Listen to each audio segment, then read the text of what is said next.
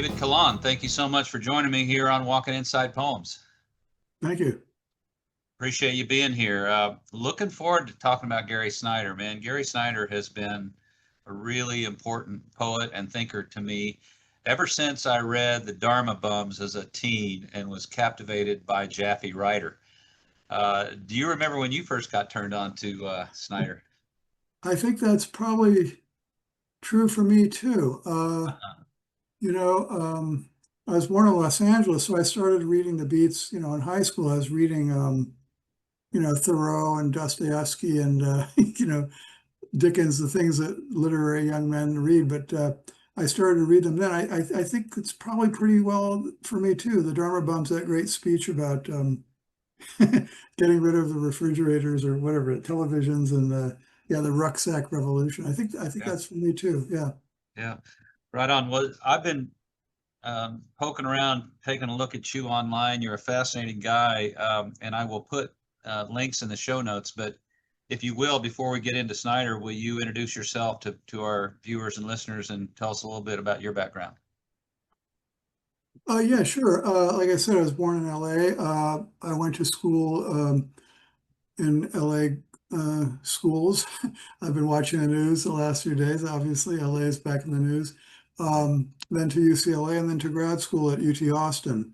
So my main interest sort of as an undergrad, I was very interested in music. I was a music major for a while, and then I was torn because I realized I was also interested in philosophy and Greek and Latin and all these other things. So I ended up actually majoring in ancient Greek, mainly because I thought all these famous writers I loved, Thoreau and Hopkins and, John Milton, they all knew the classics. So I ended up doing that. And then, as I said, went to grad school in Austin. So actually, I have an interesting little sub story about Snyder because in Austin, I had a graduate seminar in comparative literature with Christopher Middleton, who was really a big influence on me. He was a British sort of modernist poet and hyper-modernist, very opaque, very dense, difficult poems. But he was a translator of German literature of Nietzsche and Hölderlin. And so I had this class with him and in modernism, and he had a party at his house out in the Austin countryside. He had a wonderful house, I remember. And as the party went on, suddenly this person came. It turned out to be Gary Snyder, and so What year would this have been? it must have been around 1980. I was trying to remember, and I think Snyder had given some readings at the university at that time. So that probably is when that happened, and so it was quite a moment because we didn't expect that. And I remember Middleton had made us a dinner of lasagna, I remember, and we sat at this wooden kind of bench, and Snyder sat on the left, and I was over here. And I was a sort of bumptious young man, so I said I'd like to recite one of my poems. By then, we had all had quite a bit of wine, so I wasn't so shy. And I remember Snyder was very kind. He said something like, "It has a nice line," or something. So it was kind of a fortuitous meeting. But yeah, and then I remember his reading vaguely at the university at the time too. So yeah, so my interest sort of expanded. I wrote my dissertation on William Saroyan, who was an American Armenian writer, and I'm half Armenian. So that was a big influence on my early life in California. My mother was Armenian, and we used to go visit my grandparents up in the San Joaquin Valley near Fresno. Uh, and so my interest sort of expanded out from Saroyan. That I've written about Charles Bukowski and then the Beats. So I've really thought recently in my writing is I seem to keep coming back to California.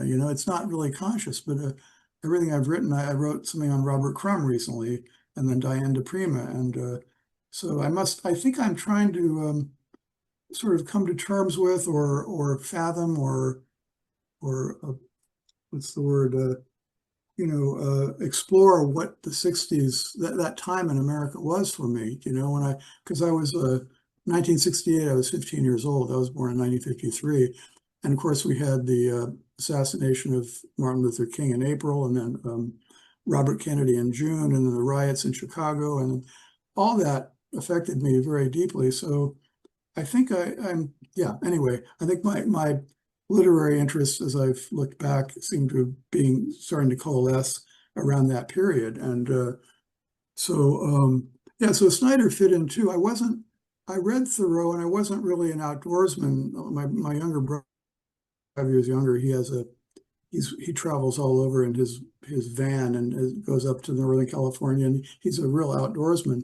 I did some trips with my parents to the Grand Canyon and to the Yosemite and that sort of thing, but I think I was attracted to Snyder because he was a real, I was sort of a city slicker, and he was somebody who was really living that kind of life. And also, frankly, I think he was sort of the most down to earth and sane of all the beat people. He seemed to be very anchored in the real world and Yeah. in reality, and not trying to run away from things.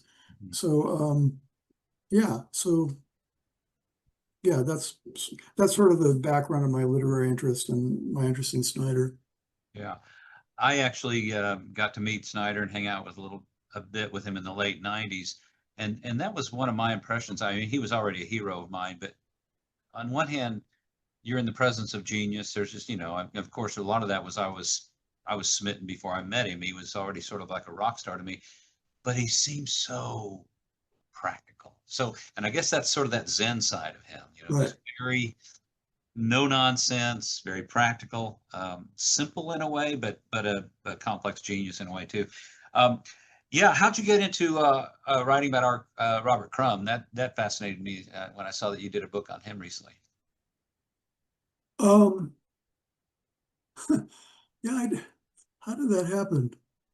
And Of course, it's in line with as you said, sort of exploring that that time in our history in the 60s and yes, I think, well, let me just say again briefly, my mother was Armenian, but also very oriented towards Eastern religion, Buddhism. She was doing yoga in the early 60s, and she got into theosophy. And my father was sort of a French intellectual, atheist agnostic, really, So I had both influences. And I think I started seeing this, and I don't like the word spiritual, although I use that in the title of my book, but this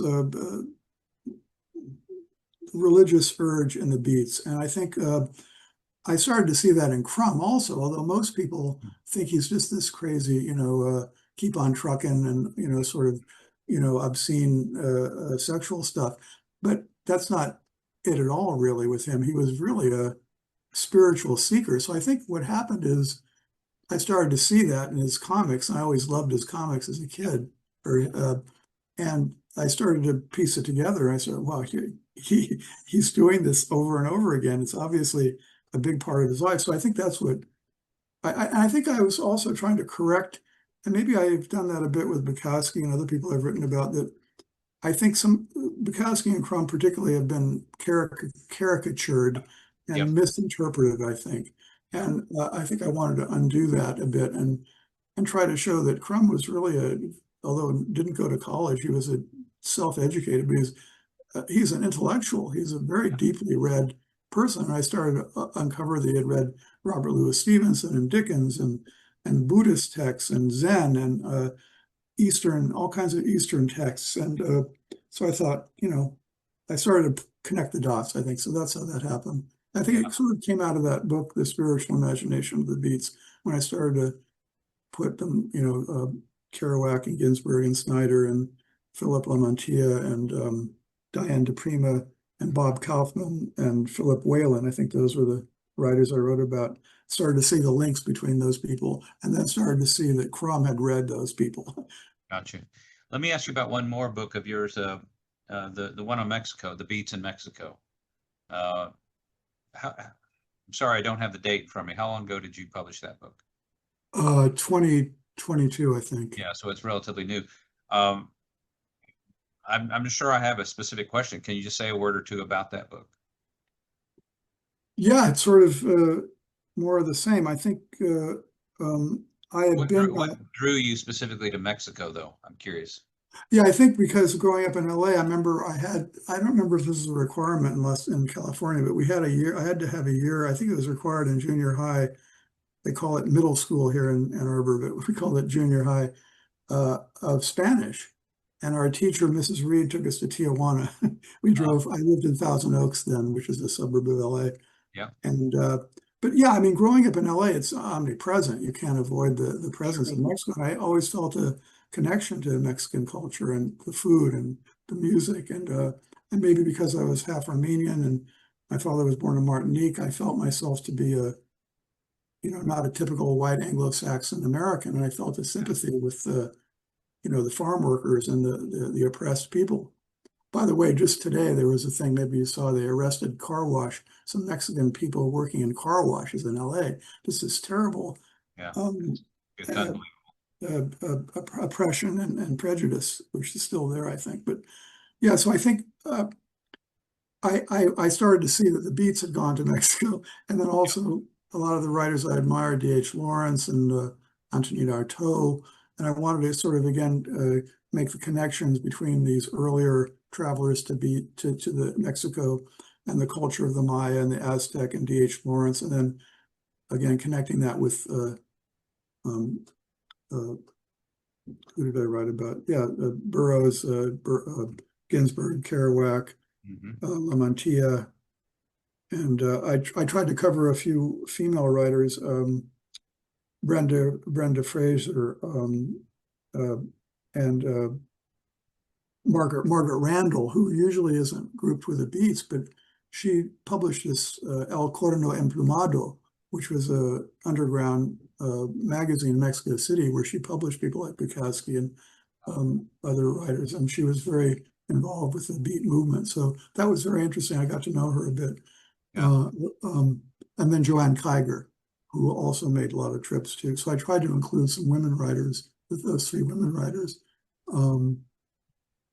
Yeah, so I think that, yeah, and also it did fit in with the whole, search for drugs and entheogens, mushrooms and, Michael McClure. Oh yeah, I also wrote about McClure and Jim Morrison because I discovered, I mean, I was a Doors fan also as a teenager, that Morrison had known McClure, which I really didn't know a lot about. I tried to trace this relationship between them, and I found this great photo of Morrison reaching out and touching the Quetzalcoatl at the statues and how some of those Mexican themes come into his music. I tried to do that also. So that was actually a very interesting thing for me to do because I love Mexico. It was a labor of love, that book. Yeah. Feel free to pass on this question, but I'm curious, were psychedelics a part of your journey? I never tried psychedelics. My brother told me which surprised me that he tried LSD. No, I fooled around with marijuana a bit in California as a teenager, but I never got heavily into it. I think, no, I didn't. That's almost surprising given your age. We're 3 years apart, by the way. I was born in '56. You were just ahead of me enough to probably be a little more conscious in the late '60s. I kind of knew what was going on, but not quite. But I caught up. And by the way, speaking of McClure, I saw McClure. This is just sort of random side note. I saw McClure, not McClure. I saw Ray Manzarek with Allen Ginsberg at the Bottom Line in New York City. Allen read while Manzarek played keyboards. That was quite interesting. Well, let's get into Snyder. Snyder is just endlessly fascinating for me because he touches, he's not only a great poet, he's a great thinker, and he does have that. I really put him in that environmental movement, firmly, and he's been very influential in, as you said, the rucksack revolution and making people more aware of nature. And then he's also got the Zen side and actually went to Japan and studied there, unlike a lot of people who sort of pretend. I mean, he really did it. And then he really lived the life, and he's still alive, isn't he? I believe he is. Yes. Yeah. Still living there in California, up in the mountains somewhere. Yeah, I steered us towards axe handles. Now we can talk about any poem you want of Snyder's, but I definitely want to talk about axe handles. It's one that's kind of meant a lot to me. And I'd love to hear your take on it. So if you don't mind, let me read the poem and then let's talk about it a little bit. We don't have to do an academic explication. And by the way, you are, I didn't mention, you are do I have this right? You're a senior lecturer at Eastern Michigan University? That's right. Yeah, yeah. By the way, I used to live in Austin as well. We have a lot in common. But okay, this comes from the book by the same title, Axe Handles. It was published originally in, let's see, I've got a signed copy. How about that? 1983. Do you remember who he dedicated the book to? No, I don't have that book. I have a collected poems of his, I think. This one? No, it's the Okay. or the big counterpoint. Yeah. Okay. I love this. This book is for San Juan Ridge. Uh-huh. Yeah, very Snyder. Okay, so axe handles. One afternoon, the last week in April, showing Kai how to throw a hatchet, one half turn and it sticks in a stump. He recalls the hatchet head without a handle in the shop and go gets it and wants it for his own. A broken off axe handle behind the door is long enough for a hatchet. We cut it to length and take it with the hatchet head and the working hatchet to the woodblock. There I begin to shape the old handle with the hatchet, and the phrase first learned from Ezra Pound rings in my ears. When making an axe handle, the pattern is not far off. And I say this to Kai, look, we'll shape the handle by checking the handle of the axe we cut with. And he sees. And I hear it again. It is in Lu Ji Wen Fu, 4th century AD essay on literature, in the preface. In making the handle of an axe by cutting wood with an axe, the model is indeed near at hand. My teacher, Shi Sheng Chen, translated that and taught it years ago, and I see. Pound was an axe. Chen was an axe. I am an axe, and my son a handle, soon to be shaping again, model and tool, craft of culture, how we go on.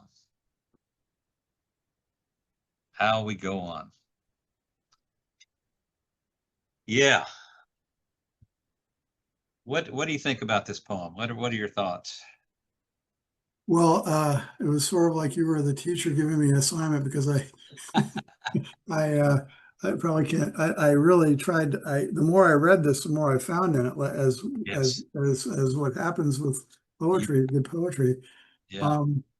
Yeah, I think I'm sure other people have seen this before, but I saw maybe a hidden thing in the poem. I don't know if I'm looking too hard, but the word shop.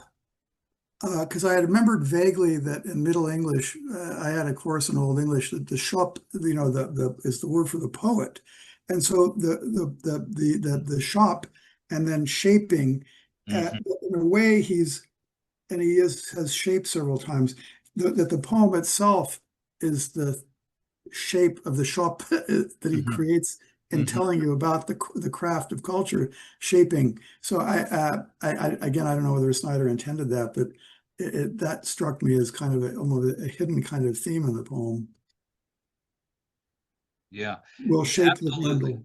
Absolutely. And that's one of the things I love about Snyder is you can come to Snyder and read it and it just seems pretty obvious and nothing too deep here. And sometimes that's the case, but usually there's a whole lot more going on. This was a really wise man, a really learned man, and he brings so much in there. Yeah, just the words. I mean, just at the beginning here, this alliteration of it sticks in a stump Yes, and the shop. right. And he gets it, wants it, take it. That really Yes. nice repetition there. I'm fascinated by the phrasing of he recalls the hatchet head without a handle in the shop and go gets it. Yeah, I noticed that when you read it, and I was wondering what the heck it should be. And goes but then he doesn't say goes, does he? You And think goes it goes to get it, but go gets and it. go and go gets it and go Yeah, gets it. yeah. I'm not Not sure. goes. He couldn't say goes to get it. He wants to keep the single syllable, but Uh-huh. yeah, that's strange. I don't know. What do you? I don't know. And go gets it. And go gets it. Yeah. I mean, Go it does make it very sort of present. It's right. not, it's present tense and go gets it. I guess. I don't know. Or he's telling his son go and go. Ah, That's it. Maybe I don't know. uh-huh, uh-huh. Yeah. But this idea of making an axe with an axe, and then he himself later has that revelation that he's an axe. Yes. Pound was an axe, his teacher's axe, and Kai is a handle that will soon be an axe, I assume. Also, the uh, Kai, referring to Kai, he says, and he sees, he sees the making of these axes, this axe or this hatchet, and then later he says, and I see, and that's where he says, Pound was an axe, Chen was an axe, I am an Yes. axe. Yes. Yeah. One of the things you find a lot in Snyder is that the whole idea of culture being passed down. And wasn't his, I've got a book here somewhere of his, wasn't his dissertation on, I'm not seeing the book. The Haida people. Yes, right, right, right. Um, yeah, I'm not sure what I wanted to say about that, and I'm not, for some reason, I'm not seeing the book. I've got the book that I think was essentially his dissertation, his PhD dissertation, if I'm not mistaken, or did he do a PhD? I don't know. I Maybe it think was it was some sort of MA MA. or senior thesis at Reed, maybe. I'm not sure. I think Yeah, it, could be, could be. Um, yeah, um, really cool poem, and how we go on. That repetition, that transfer of almost like his son's becoming an axe too, and Pound was an axe, and this idea of perpetuation here. Um, yeah, also almost I again maybe searching too hard, but there's that famous thing in Samuel Beckett. You must go on. I can't go on. I'll go on. That sort of almost defeatist thing in Samuel Beckett, where he's sort of telling himself that he has to have the strength to continue in life. But in Snyder, it's how we go on. It's uh-huh, positive. It's uh-huh. going on, but it's not defeatist. That just reminded me of something else that maybe I want to bring in here. Let me just see here. Yeah, the genealogy. I like you said, it's if I have this correctly, Luigi, then Pound, then Shan, then Snyder, then to his son. So it really Right. is almost he goes through this whole Yeah. levels of passing it on. Yeah. Um, yeah. There's another poem of his that really reminded me of, and I'm not sure what it is. Um, I don't know. I'm not. We can say more about this poem, or we can read other Snyder poems. Well, Anything else you'd like to say uh, about this? well, since I made all these Yeah, terrible please, notes, please. I think what you said already, I'll just continue it, which is the alliteration of stick it and hatch it, and that goes all and take it and cut it, and there's a very I don't know this almost Homer. You think of Homer, that famous Matthew Arnold talking about how Homer's power is that he and then they went down to the ship, Pound's great translation of Homer's Odyssey, and then went down to the ship, set keel to anchor, and forth in the godly sea, that wonderful kind of just powerful muscular language. I think he does a lot of that. Shape it, hatch it, etc. And then also, I don't know how much to make of this, but this almost free, uh, like Walt Whitman open kind of one afternoon the last week in April. It's hard not to think of Leaves of Grass. A child came to me and said, "What is the grass?" This Yeah. Whitman, of course, is all over the beat poets, but Mm-hmm. also I looked this up. I think I've got it right.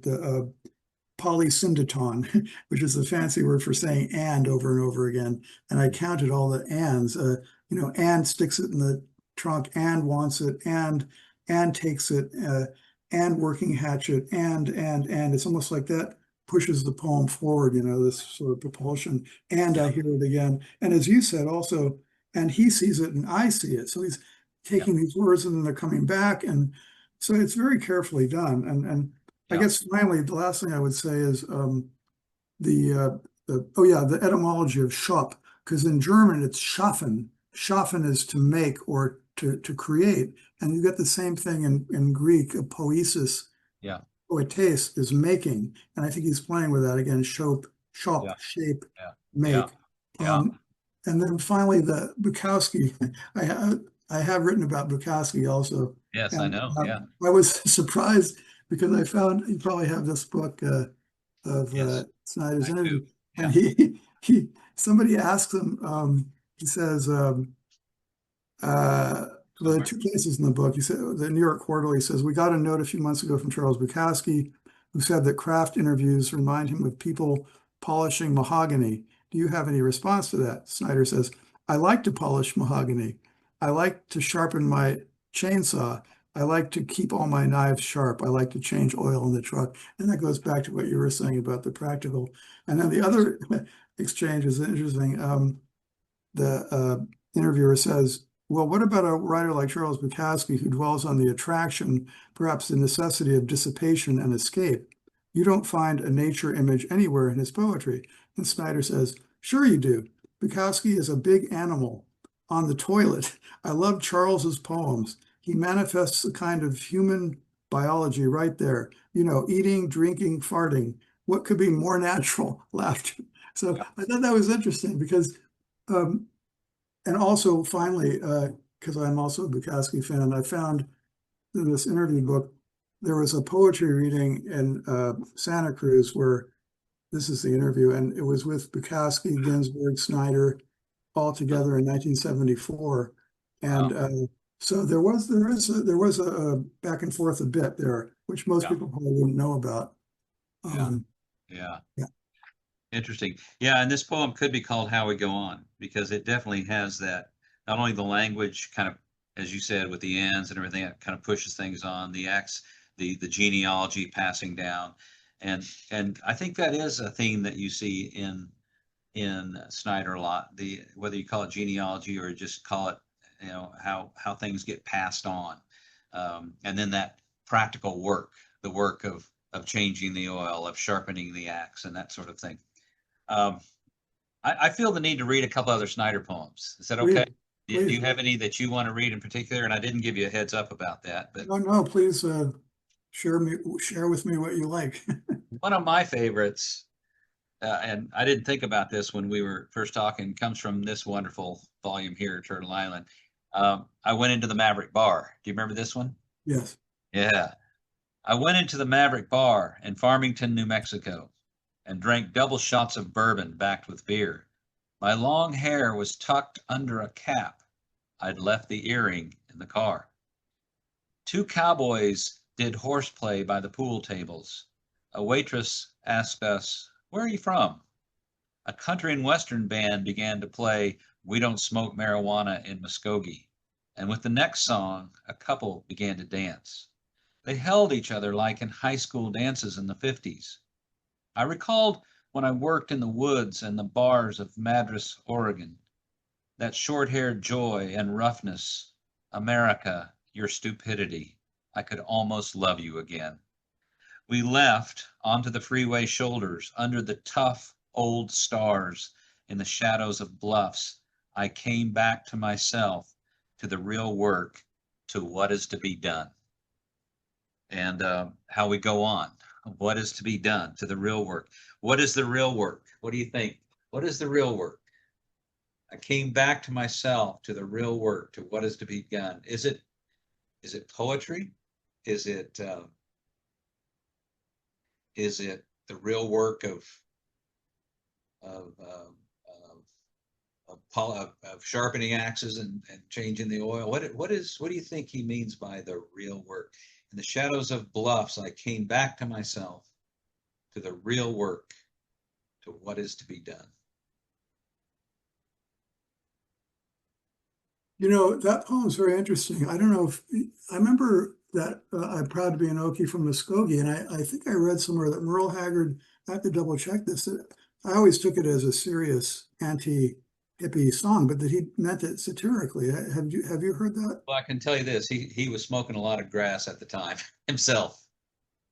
Yeah. So there had to be, whether he was playing to his audience without them even knowing that he was being sarcastic or what, but it wasn't it wasn't truly, I don't think, an anti-hippie song. Yeah, because I mean, to me, is Snyder sort of, I mean, because he did work all these, quote, working class jobs and was a proud sort of IWW supporter and quasi-Marxist, left-wing person and working class, so solidarity with the working class. But he goes into this bar and I don't know, I'm curious what you think. I mean, you almost feel like he's partially observes it and feels a connection to it, but he also Yeah. is apart from it, right? And he has to be. I mean, he's got, this was, this was published back in, this is not, recent. So you didn't wear around the cowboys in Farmington, New Mexico, you have long hair and wear earrings. Right. It was originally published in '69, I believe, and so he probably wrote it in '68. And so, here he is, almost brave of him to tuck his hair under, under a cap and leave the earring in the car. But he's got to be sort of an outsider observer. Right. But he's also got that kind of almost like Merle Haggard, like you said, there's almost like a love of the nostalgia. I mean, he says, America, your stupidity, I could almost love you again.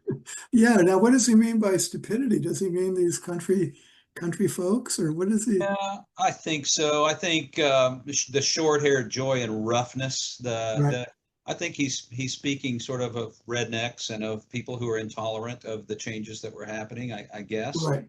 Yeah. Well, 68, 69, that was a very rough period for hippie types, So. And another really interesting phrasing, kind of like the one we looked at in Axe Handles, when he said 2 cowboys did horseplay. I've never heard that anything phrased quite that way. But I got to tell you, man, for me, the payoff on this poem, I love the poem in general, but the real work, and also under the tough old stars. Oh man, what a line.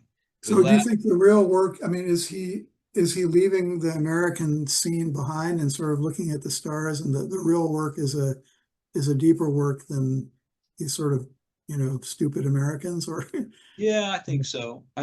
Probably. I mean, is it a put down of that's where it's a little double for me. I think like I said, I don't maybe to some extent, but I also think he has sort of a nostalgia for the high school dance in the 50s. Yes. And working in those woods. Now, I don't know why, and I've had this book forever. I don't know why. You might be able to help me out. I wrote next to What Is to Be Done, I wrote Lennon, not John Lennon, but Lenin. Do you know? And I don't know why. Right. Do you have any idea? Is that maybe a quote from Lenin? That's interesting. It rings a bell. Maybe one of the Soviet people. I can make a note and look it up later. But yeah, What Is to Be Done. Or what was it? Kropotkin, one of those Russian, a lot of the beats like Kropotkin sort of. Well, the magic of, we've got a little bit of time, the magic of the internet. Let's just see. I'm going to type in What Is to Be Done, Lenin, see what comes up. Aha. There is a book by Lenin called What Is to Be Done? Burning Questions of Our Movement. Aha. Wow. That is fascinating. By the way, if you don't mind me looping this back yet again to my Armenian book I wrote on Saroyan, the subtitle is My Real Work is Being. There you go. And Saroyan says, my work is writing, but my real work is being. So yes, he's a writer, but he's really looking for this bigger thing. And maybe, as you said, the stars and connected with the real work. Yeah, I think maybe that's a too easy interpretation, but Well, I think that very much tracks with Snyder too. I think Snyder, and getting back to that kind of practical thing, um, wonderful poet, wonderful essayist, a Zen practitioner, uh, nature guy, etc. But I think really what was important to him was that day to day living out there in the mountain, cooking the food, chopping the trees, building the house. I think that was the real work for him. why do you think he says the tough stars? Oh, um, I'll have to think about that for a second, but I'm a songwriter too, by the way. And when I see a phrase like that, it's just like, I'm not even sure why it speaks to me, but it does. Under the tough old stars, they're tough, man. They've been around forever. Because they're They're, old. they're old, they're tough, and they've been through it. I mean, Um, it's not like in Whitman, that poem I loved as a teenager, When I Heard the Learned Astronomer, and how soon unaccountably I became sick and went out and looked up in silent wonder in the mystical moist night air at the stars, something like that. But for Whitman, the stars, it's a mystical thing. And here they're tough old stars. yeah, these tough old stars, and he's on the freeway shoulders. So Yes, there's that juxtaposition too. yes. Yeah. He's But in the going back shadow as of a the son. bluffs, I came back to myself. He was sort of got caught up into that Yes. Maverick car, into that nostalgia, into the high school dances in the 50s, and he came back to himself, to the real work, to what and again, it's almost like how we go on. It's almost as similar to me. It's a very similar ending. That's why I thought about this poem, I think, because Axe Handles finishes how we go on, and this finishes what is to be done, which I has that. mean, and it seems there was a subliminal left-wing message with the allusion to Lenin and with the working class people because I remember he talked about when he was at Reed College that he was with all these sort of, you know, relatively well-off middle class students who were, and he wasn't used to being with those kinds of people, and that he the collision between his own left-wing not working class, but what do you want to call bohemian or yeah, Working class works, I I, think. I guess working class is okay, but he worked in the forests, but that he felt that collision between his own background and this sort of Mhm. collegiate whatever it was, and Absolutely. Yeah. anyway, maybe there's Yeah. something Yeah. going on there about that too. Yeah. There is one more short poem I want to read. It's a great. We don't need to say anything about it. It's a great poem. But is there anything you would want to, any poems of Snyder's you want to point us to or read before we?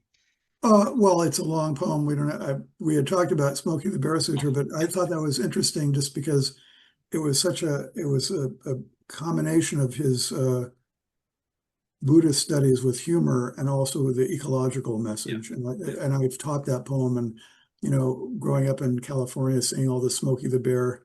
We don't Yep. have them here in Michigan that I've seen, but the Yeah. Smokey the Bear sign. So that seems to me to be a wonderful poem too. But Yeah. there are a lot So of good ones. so anyone who's listening to this or viewing it, go read Smokey the Bear Sutra. It's a wonderful poem. Well, let me kind of wind us down here with this little short poem that is just wonderful. I'm getting it from the No Nature volume, and this is new and selected. Um, Right. and this is one of the new poems. So uh, it's the poem called "How Poetry Comes to Me," which is, as do you write poetry yourself? I have in college. I did. And do you write songs at all? Or are you musically inclined? I play classical music. I haven't tried to write lyrics very much, Okay. but I play piano. But one thing, as a songwriter and poet myself, it is such a mystery how this stuff comes to us. And I don't have any grand beliefs about,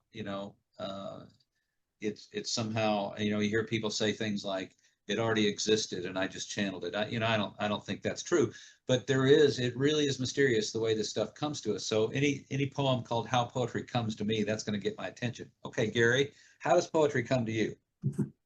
It comes blundering over the boulders at night. It stays frightened outside the range of my campfire. I go to meet it at the edge of the light. Isn't that beautiful? It is. That sounds familiar. There's that Jim Harrison and Snyder movie Yeah. that maybe I remember it from that movie. Maybe I'm wrong, but yeah, I remember that. Yeah, maybe. Yeah, Harrison. I do have an episode on Jim Harrison. I saw that. I enjoyed that very much. I'm a big fan of his.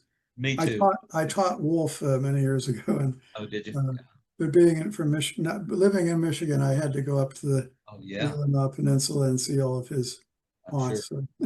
One thing that bothers me a little bit about Harrison's reputation is most people just know him as a novelist. I mean, the guy was a poet. I mean, the size of this, Right. complete poems, and man, what a character. Yeah, that little film with him and Snyder is great. Well, listen, David, thank you so much for doing this. Before we sign off here, tell me what you have in the works. You're teaching in the fall. Are you doing any summer teaching? Or you going to be back teaching in the fall? Are you working on any new books? What does the near future look like for you? Yeah, I'll be teaching in the fall. I've taught a course in beat literature. I may be teaching that next year. I'm finished a book on jazz, counterculture, and the sacred. Oxford is supposed to publish that. I was interested in sort of continuing the themes I talked to you about earlier, but with music, with jazz. A lot of the bebop and jazz musicians were very interested in Eastern religion, and then that filtered into Kerouac and Ginsberg, et cetera. And then I've kind of, this is a bit odd, but I've got interested in Kabbalah. I'm not Jewish, but I started to see how Kabbalah started to also enter into Ginsberg and other of the counterculture. David Meltzer, who was a beat poet from San Francisco, and Wallace Berman, who was a filmmaker, and Barbara Rubin, who's also a filmmaker. Anyway, that's something on the back burner that I'm working on now. Okay. When does the jazz book come out? Do you know? Is there a release date? Hopefully next year. It's finished and it was about to go into production, but it's been delayed a bit because of the illness of the editors. But hopefully by next year it'll be out. Sounds right up my alley. I definitely look forward to that. David, thank you very much for doing this. I appreciate it, and I wish you all the best. Thank you very much, and thank you for doing this. I appreciate it. You bet. Take care.